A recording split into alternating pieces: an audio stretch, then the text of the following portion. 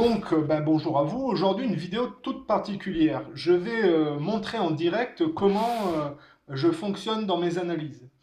Alors, le thème de la vidéo d'aujourd'hui s'intitule Est-ce que les grands symboles de nos civilisations contiennent-ils la finalité de ces civilisations?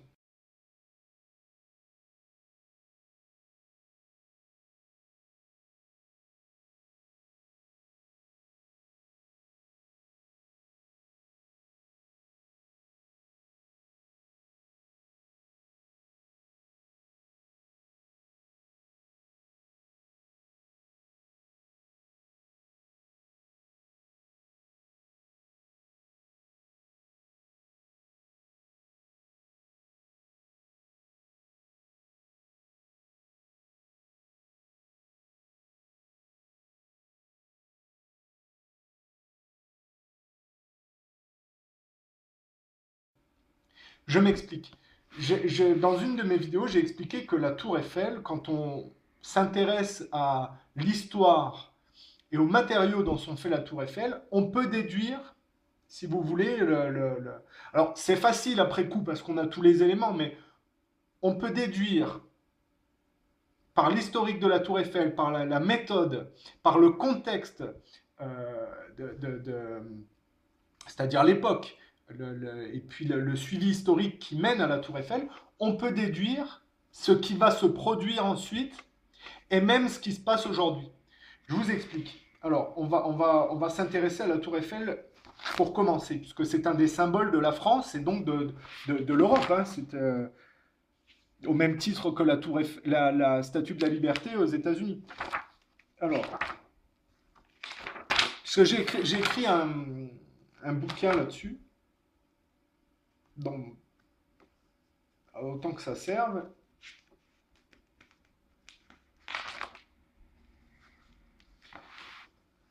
Donc, la tour Eiffel est faite dans une... On va essayer de bien mettre la tour Eiffel donc, est faite dans une technique particulière inventée en Angleterre avant la Révolution française. Ce qui se cache derrière ce monument, c'est suite à l'échec du mouvement d'émancipation biaisé que la Révolution française représente, initiée en 1789,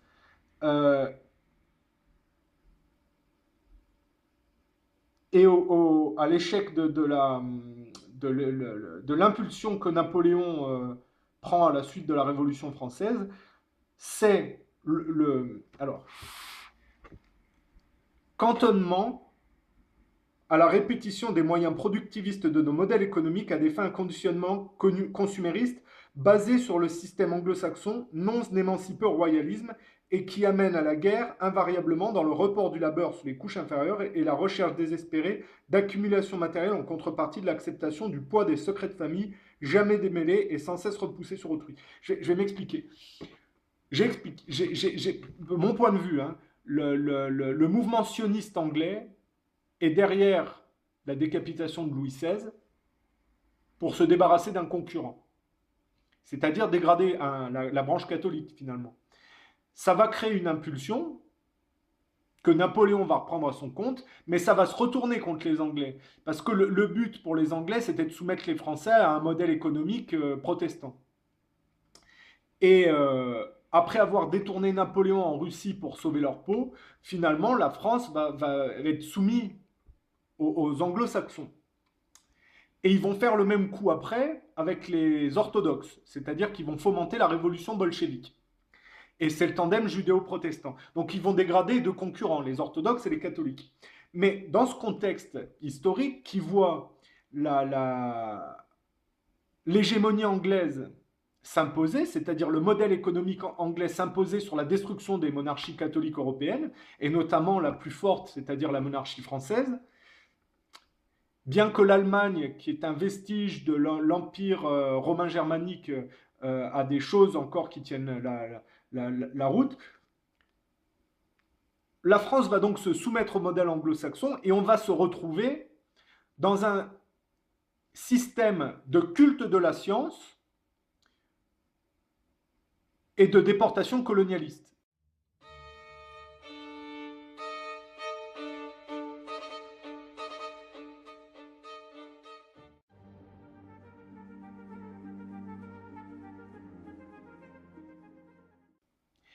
Mais ça, c'est un système qui est enfermé dans la soumission aux anciennes générations sous le modèle monarchique protestante. C'est-à-dire qu'il faut comprendre le protestantisme, et j'ai expliqué que c'était un rapport plus superficiel au christianisme, puisque c'était une copie superficielle du catholicisme qui s'était érigée par le sola scriptura et la remise en cause des prérogatives de l'Église catholique romaine à l'époque de Luther, ça commence avec l'imprimerie, Gutenberg, l'arrivée de la science. Alors, qu'est-ce que je veux dire par là? Ça veut dire que la Tour Eiffel s'inscrit tout à fait dans l'assimilation, suite à l'échec de la Révolution française et de l'impulsion napoléonienne, l'assimilation du modèle économique français dans la dynamique anglo-saxonne du culte de la science. Quel est le meilleur symbole du culte de la science à la française, sinon la Tour Eiffel? Et c'est là qu'il faut s'intéresser à la technique.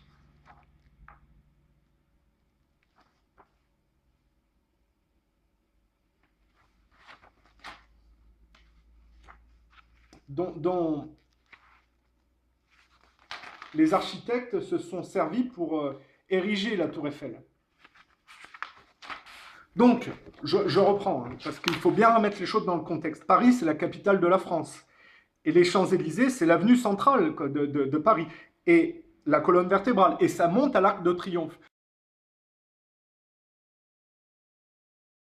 L'Arc de Triomphe, c'est l'épopée napoléonienne, c'est-à-dire l'apothéose napoléonienne avec toutes les victoires, si vous voulez. Ça a été assez éphémère.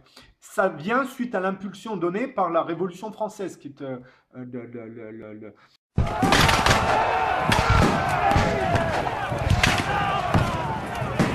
si vous voulez, c'est une émancipation biaisée au père symbolique. C'est-à-dire qu'au lieu de s'en émanciper par la droiture, c'est le meurtre du père. Donc il y a effectivement une émancipation à un modèle monarchiste vétuste, mais par le meurtre. Donc c'est condamné à une gestion de patrimoine morbide dans le temps. Donc on va voir que toute la dynamique, finalement, consiste ensuite, après la Révolution française, à une assimilation progressive du modèle économique français par le modèle capitaliste libéral anglais, si vous voulez. C'est pour ça qu'on peut déduire que les Anglais sont derrière la Révolution française.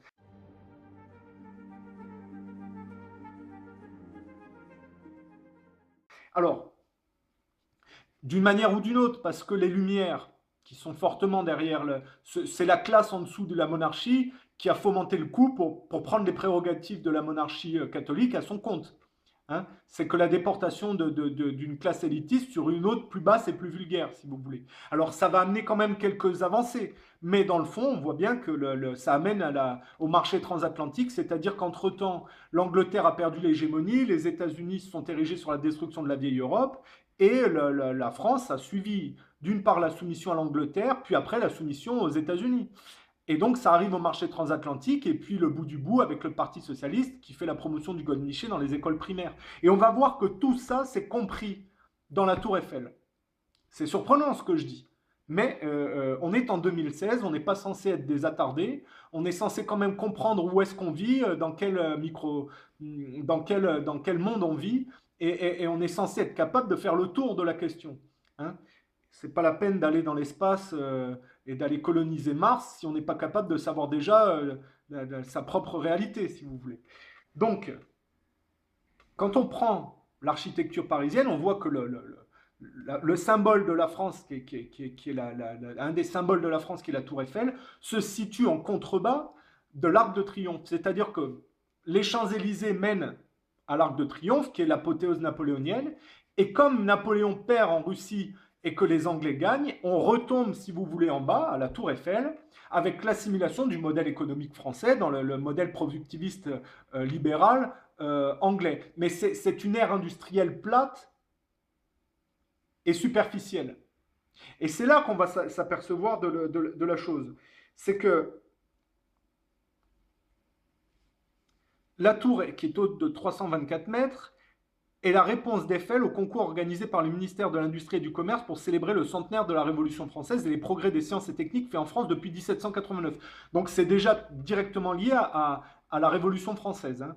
C'est que depuis qu'on s'est émancipé en trichant du roi catholique, qu'est-ce qu'on a fait comme avancée scientifique?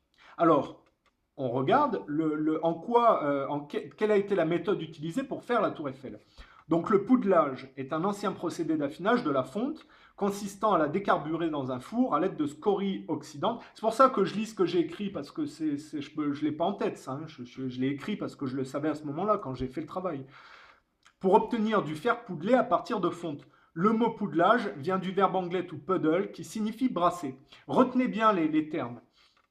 La méthode est mise au point par Henri Corte en 1784, c'est-à-dire avant la Révolution française. Ça veut dire que la France a bien été réassimilée dans un modèle productiviste avant le mouvement initié par les Lumières en 1789, probablement sous la houlette des francs-maçons protestants qui ont soufflé que le modèle économique protestant était une chose qui était avantageuse pour eux et qu'il fallait se débarrasser du roi catholique. Ça veut dire qu'une fois que la Révolution française s'achève et que Napoléon est défait, on en revient aux origines, c'est-à-dire avant la Révolution française, dans une méthodologie industrielle anglaise. C'est ce que je suis en train d'expliquer, hein. La méthode est mise au point donc par Henri Corte, je répète, en 1784, puis significativement améliorée par Samuel Baldwin Rogers et Joseph Hall au XIXe siècle. La fonte est chauffée à très haute température dans un four à réverbère. Le poudeleur, qui est l'ouvrier chargé de l'opération, active la réaction en brassant cette fonte à l'aide d'un crochet appelé ringard. Donc, brasser, ringard, retenez les termes. Une fois suffisamment affinée, la loupe est extraite du four pour être cinglée par martelage, puis est forgée ou laminée en barres. Eh bien, comprenez bien ce que je dis. Le poudelage permet la fabrication en grande quantité de fer aux caractéristiques supérieures à celles de la fonte. La tour Eiffel, ainsi que les arches de la gare de l'Est, est ainsi réalisé en fer poudelé produit par la Société des aciéries de Pompéi. Après avoir été largement employé tout au long du XIXe siècle, le fer poudelé s'efface progressivement devant l'acier, plus compétitif et plus performant dès que les convertisseurs sont mis au point. Et moi, j'avais dit, dans mon bouquin, ce qu'on peut déduire de cela, c'est que le Titanic, la Première Guerre mondiale, était déjà présent en filigrane à cette époque. Elles ne sont que le résultat d'un long processus de blocage et de confinement dans notre quête d'émancipation aux anciennes générations. Du poudelage, on doit retenir qu'il fut inventé avant la Révolution française par un Anglais, que le crochet du poudeleur en France s'appelle un ringard et que la technique consiste à cingler la matière pour ensuite la forger. Certains vont trouver difficile le raccourci qui amène au bombardement de Verdun.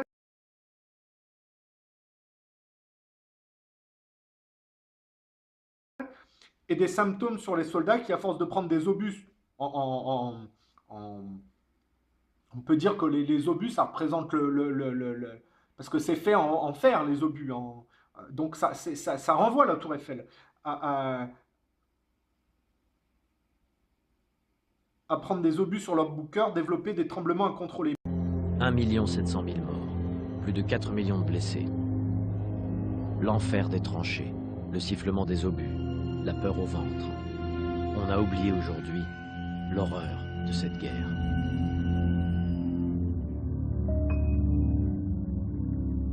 Et parmi les survivants, il y a tous ceux mutilés, gazés, traumatisés, qui jamais ne reprendront une vie normale.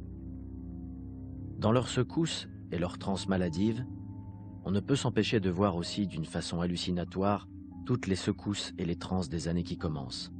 Ces années qui auraient été celles de leur jeunesse et que la guerre leur a volées. Eux qui ne peuvent plus marcher sans trembler ou tenir debout sans tomber comme des fusillés perpétuels. Et pourtant, tout est là. Toute chose extérieure est le symbole pour la quête interne de l'homme, et les expressions populaires, par la subtilité de notre langue, nous le rappellent à chaque instant. Ne dit-on pas de quel métal es-tu fait? C'est-à-dire que le confinement dans le culte de la science et des modèles productivistes industriels anglais qu'on voit dans la tour Eiffel induisent par la stagnation de ce modèle, ce qui permet de comprendre les termes brassé et ringard, les bombardements de Verdun et les symptômes des soldats de 14-18 qui, avec des tremblements, parce que si vous voulez, à échelle collective, le modèle économique, le modèle productiviste, produit sur l'inconscient collectif une accumulation de non-dits et d'une grande frustration et d'une grande violence. Et ça s'exprime au travers de 14-18 par les bombardements de Verdun, si vous voulez. Vous voyez ce que je veux dire? Il faut mettre les choses en relation parce que quand on voit les termes Pompéi, Brassé, Ringard, on peut que déduire de la tour Eiffel qu'elle elle contient 14-18, si vous voulez. Parce que l'accumulation dans le culte de la science et du modèle industriel induit d'externaliser toute l'accumulation de ce modèle productiviste par de la violence. Et comme le modèle se dévirilise au cours du temps, on voit hein, la tentative chrétienne est en état de chute et c'est le judaïsme qui reprend de plus en plus au fur et à mesure que les sociétés chrétiennes sont en état de faillite et s'entredétruisent les unes les autres au profit du plus faible, le judaïsme prend de plus en plus d'importance. Et ça paraît fou ce que je dis, mais regardez, ça va même plus loin parce que la tour Eiffel, on peut non seulement déduire, parce que la tour Eiffel, quand je parle du Titanic, c'est la même chose. Le Titanic, c'était le symbole de cette ère du culte de la science où on a fait une machinerie extraordinairement ingénieuse et censée être forte, si vous voulez, et on ne voit pas le bas de l'iceberg. Et finalement, le Titanic, c'est l'annonce de la Première Guerre mondiale, si vous voulez, où on voit que le modèle économique anglais, par le culte de la science, sans aucune contrepartie émancipative et spirituelle, induit une grande catastrophe. C'est à ça que renvoie le Titanic. Les classes élitistes, il y a tout qui est contenu dans le Titanic, et il y a tout qui est contenu dans l'architecture quand on sait lire à travers, si vous voulez. C'est bien le culte de la science qui débouche sur la boucherie de 14-18, et le fait qu'on maquille la crise économique que le modèle colonialiste anglais couplé au culte de la science, on maquille la culpabilité des Anglais en faisant payer les moins pires, c'est-à-dire les Allemands, et ça se dévirilise. Et dans cette optique de dévirilisation, parce que je parlais de l'Empire romain germanique qui tenait encore la route par rapport à la monarchie catholique qui venait d'être décapitée, eh bien, on va, après avoir décapité la monarchie catholique, s'en prendre à l'Empire romain germanique résiduel et ensuite, évidemment, aux orthodoxes, puisque la révolution bolchevique va arriver au moment où les Anglais sont en train de perdre l'hégémonie et que sur la fracturation de l'Europe se met en place l'hégémonie américaine, c'est-à-dire l'accentuation de l'entêtement dans la déportation colonialiste anglo-saxonne, c'est-à-dire préférer se défausser sur des cultures inférieures pour prendre des richesses matérielles, se défausser sur des cultures avec un indice de développement qui fait qu'ils ne peuvent pas se défendre. C'est un peu comme les nouvelles générations sont prédatées par les anciennes. On reproduit ce schéma sur des peuplades dites inférieures, si vous voulez, pour se torcher avec elles, piquer les ressources naturelles et toujours se complaire dans un culte de la science dont la malédiction fait qu'on est enfermé progressivement dans une aliénation scientifique au profit d'un modèle artificiel, si vous voulez, et d'élite décadente. Alors, je reprends, donc on peut aller beaucoup plus loin, parce que la tour Eiffel, on l'a toujours aujourd'hui. C'est comme si on avait, si vous voulez, encore une épine dans le pied. Qu'est-ce que c'est le problème de la tour Eiffel aujourd'hui? Parce que qu'est-ce qu'on peut déduire d'aujourd'hui de la tour Eiffel? La tour Eiffel, si on va plus loin, on regarde, c'est au bord du quai Branly.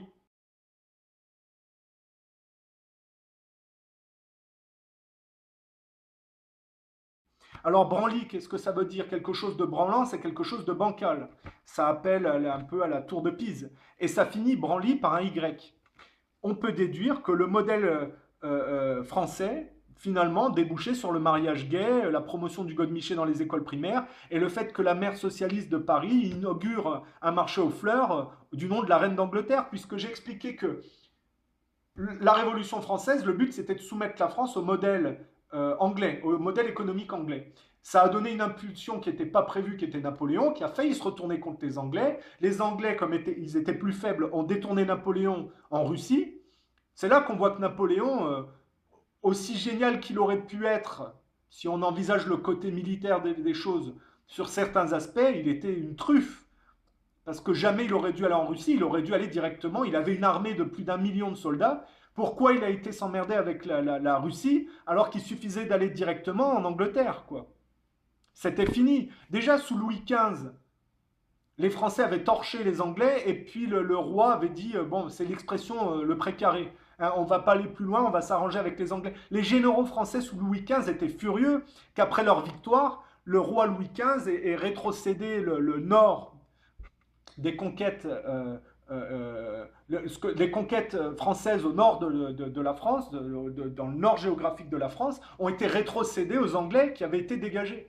Et à chaque coup, on concède, si vous voulez, aux Anglais, et à chaque coup, ça se retourne, si vous voulez. Et Napoléon s'est fait avoir. Il aurait pu torcher les Anglais et il est tombé dans le panneau.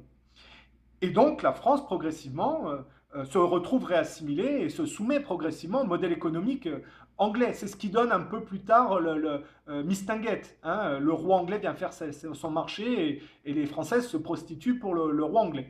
Et puis, au travers de... Donc, la France s'engage dans le colonialisme à l'anglaise, on a l'épopée victorienne, et puis tout ça débouche sur la dette. Et on fait payer par le biais d'une guerre.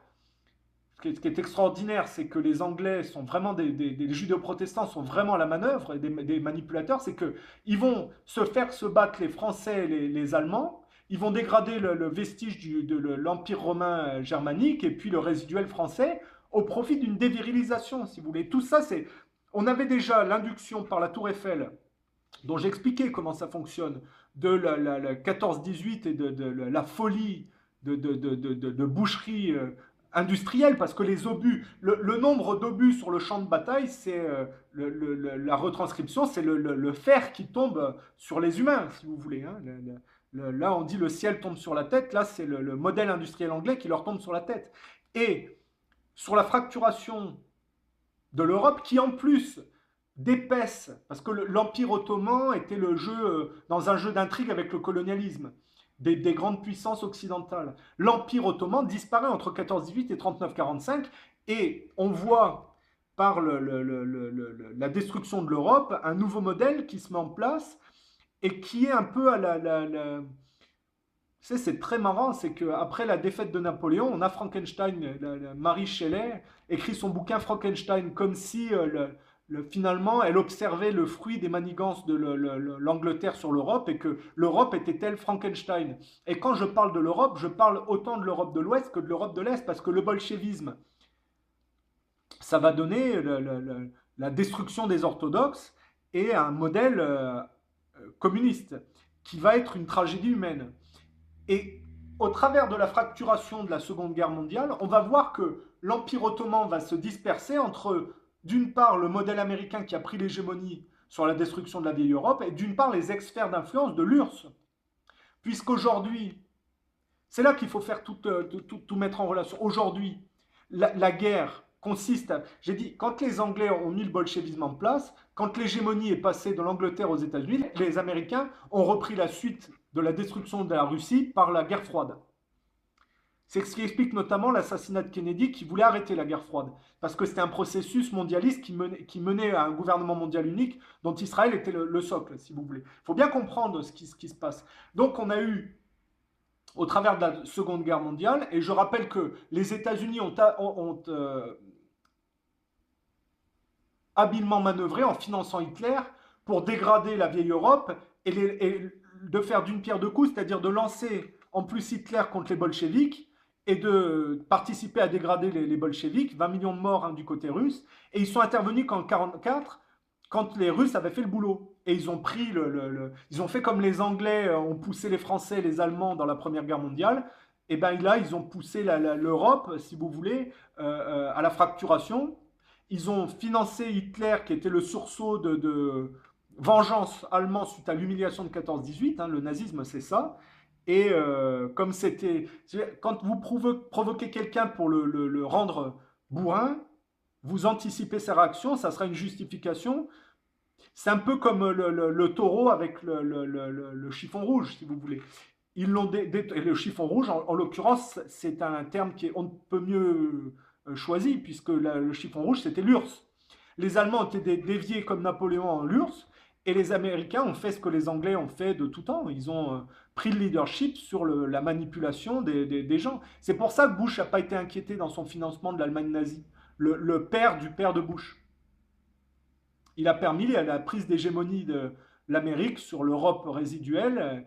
Et c'est là qu'on voit que la poursuite de la guerre froide, c'est la continuation de la dégradation de l'Europe résiduelle, de l'Est et de l'Ouest, par la soumission de l'Europe de l'Europe géographique par l'Europe économique, qui est sous tutelle américaine, et que finalement, quand l'URSS tombe dans les années 90 sous George Bush le père, qui continue le travail de son propre père, il va y avoir une lutte pour récupérer les satellites de l'ex-sphère d'influence de l'URSS, y compris dans le monde arabe, du fait que l'Empire ottoman a été ventilé et que tout ça s'est dispersé entre l'Ouest et l'Est, hein, les sphères d'influence de l'Est et l'Ouest.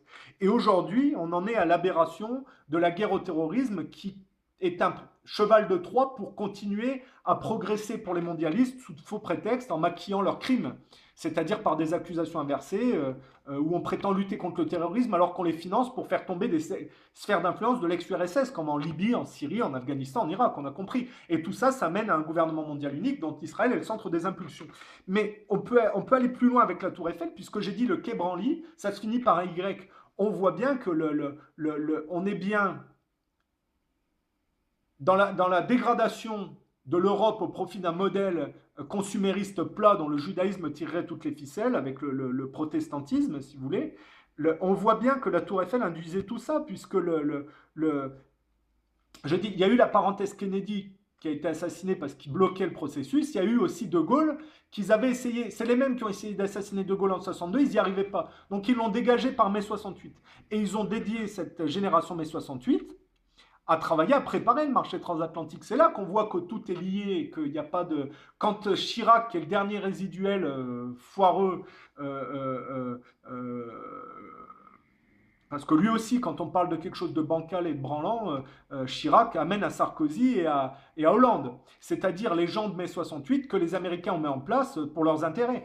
Et a fortiori, quand Chirac est dégagé, que Villepin est pendu à son croc de boucher pour avoir osé s'interférer dans la guerre au terrorisme de George Bush, qui poursuit la dégradation entamée par son père avec la dégradation de l'Irak, qui a été accusé à tort de choses par rapport aux attentats du 11 septembre.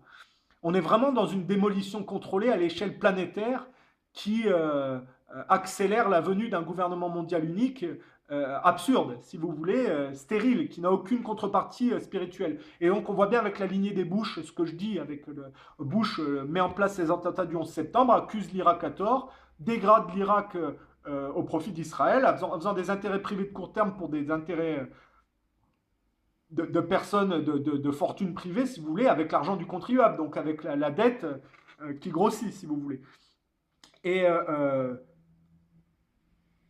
cette génération mai 68, c'est là qu'on voit le quai Branly avec le Y qui explique que la Tour Eiffel, finalement, est une saloperie branlante qui se termine sur le mariage gay, la propagande de la PMA, de la GPA et toute cette merde, si vous voulez, hein, avec de la pédophilie. C'est le bout du bout. C'est pour ça que je dis qu'on ne peut pas être nostalgique d'une France d'antan, puisque ça ne marche pas. Et on ne peut pas vouloir applaudir dès demain un monde superficiel qui est totalement, finalement, soumis à quelque chose de parallèle à cette ancienne France, mais de plus superficiel encore. Il faut sortir non seulement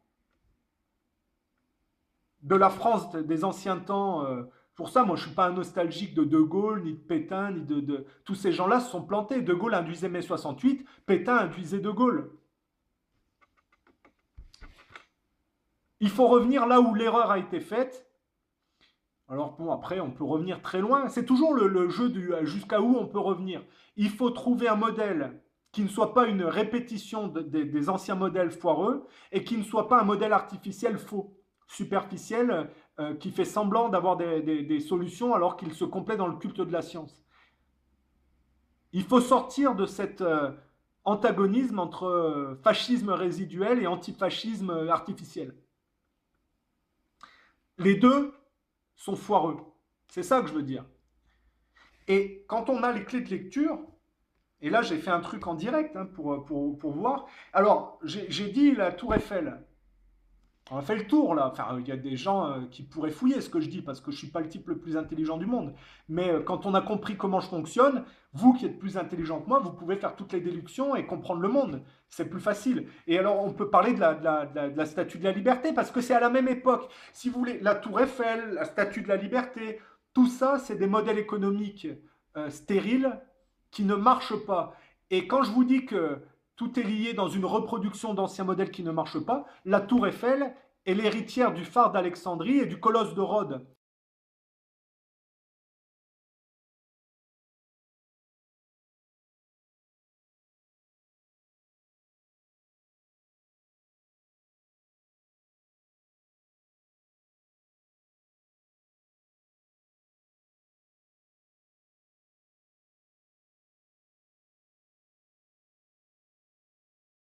On sait très bien comment le colosse de Rhodes et le phare d'Alexandrie ont terminé. Tout ça se finit toujours par s'effondrer parce que ça n'est pas solide. Il y a toujours une faille. La Tour Eiffel, comme la Statue de la Liberté, puisque ça vient de France à cette époque-là, dans le même truc, induisent la faillite des modèles économiques, des cultures dont elles sont le symbole. Alors je dis, qu'est-ce qu'il y a la, la Statue de la Liberté. Alors la Statue de la Liberté, où est-ce que j'avais écrit ça à l'époque? C'est des livres que les gens ne veulent pas éditer, mais ils sont pourtant intéressants. Donc la Statue de la Liberté arrive en 1885 de France. C'est exactement la période de la Tour Eiffel où on est avant la Première Guerre mondiale. Et aujourd'hui, on est dans la répétition et la dévirilisation à l'extrême de ce modèle consumériste anglais libéral, qui est devenu néolibéral, néocolonial avec les États-Unis, qui amène au botox, à l'humain artificiel, à du n'importe quoi, si vous voulez, et à des cons qui vont coloniser Mars, à la limite, tout en n'étant pas capables de comprendre dans quel monde ils vivent. C'est dramatique, si vous voulez. Ça induit de grandes tragédies aussi. Il faut faire gaffe. C'est n'importe quoi. Il faut se reprendre.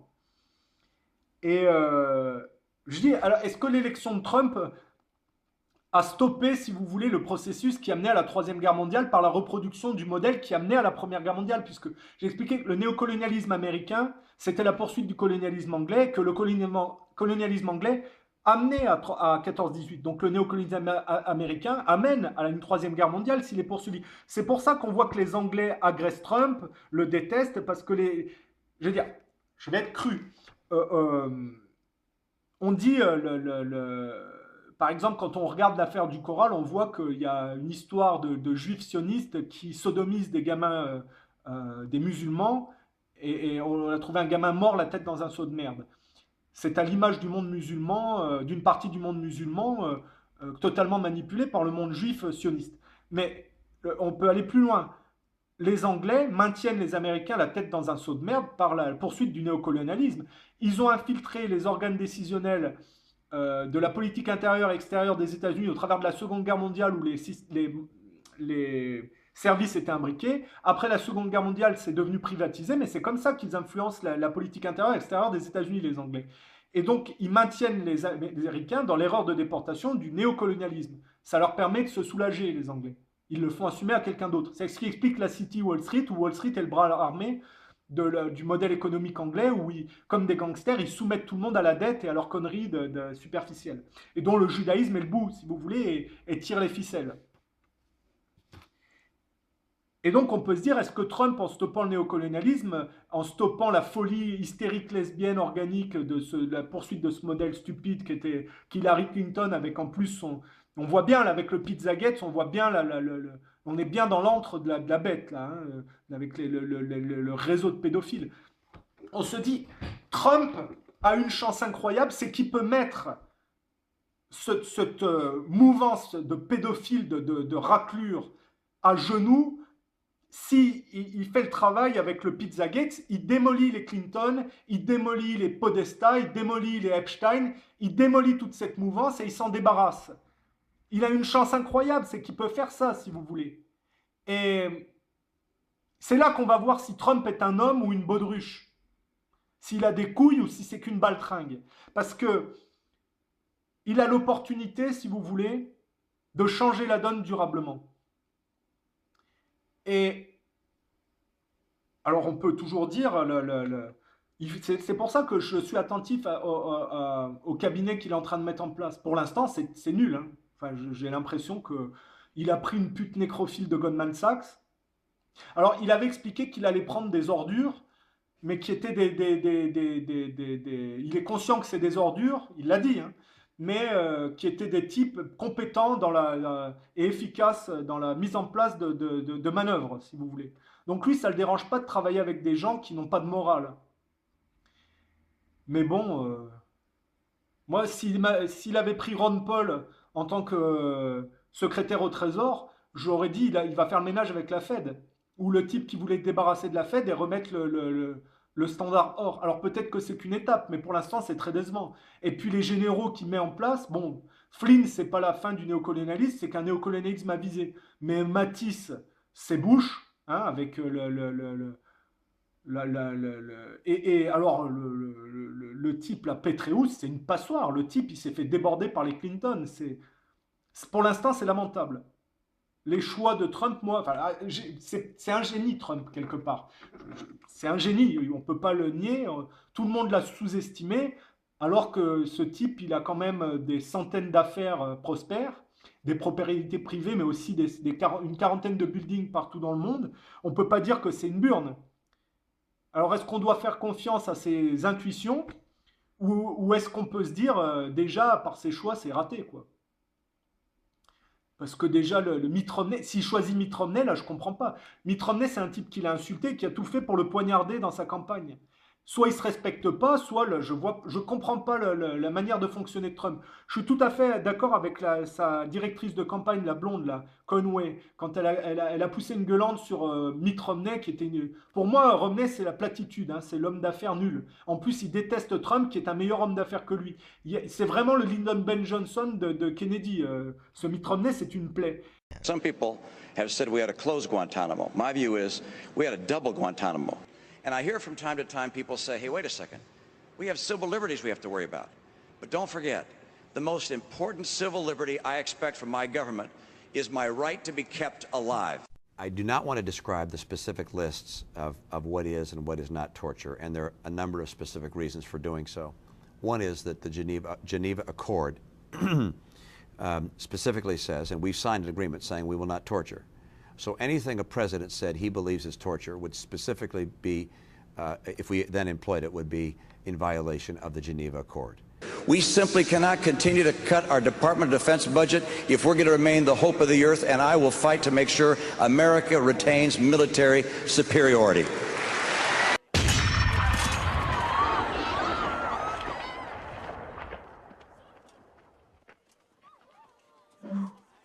Yeah.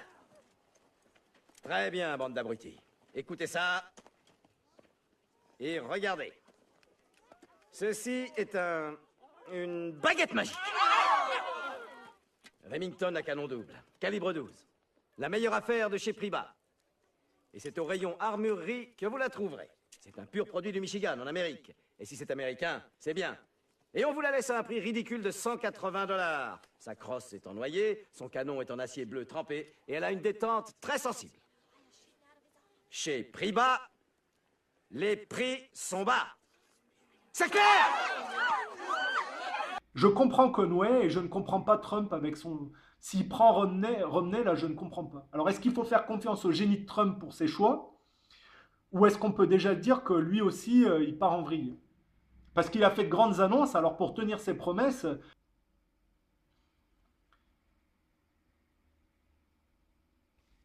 Voilà, là, vous avez à peu près tout. Hein. Je dis, la Statue de la Liberté, c'est comme la Tour Eiffel. C'est calqué sur les anciens modèles du Colosse de Rhodes, du phare d'Alexandrie, toutes des civilisations qui ont disparu dans leur contradiction. On voit la Tour Eiffel, on voit ce que ça donne dans le suivi, si vous voulez. Là, je vous ai fait tout le fil dégradé. Donc, apprenez à lire l'histoire au travers de l'architecture, à comprendre que tout n'est que symbole pour l'homme.